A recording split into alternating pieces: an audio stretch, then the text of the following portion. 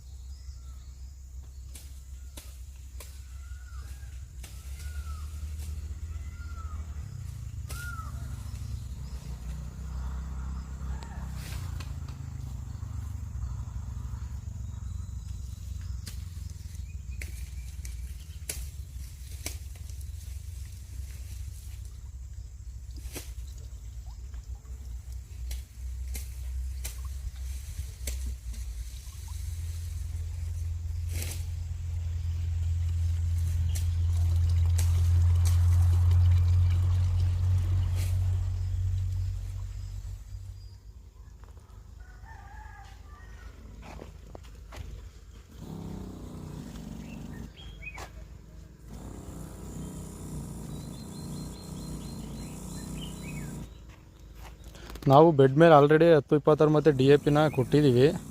ಅಂದರೆ ಅವು ಇನ್ಸ್ಟಂಟಾಗಿ ರಿಸಲ್ಟ್ ಕೊಡೋಲ್ಲ.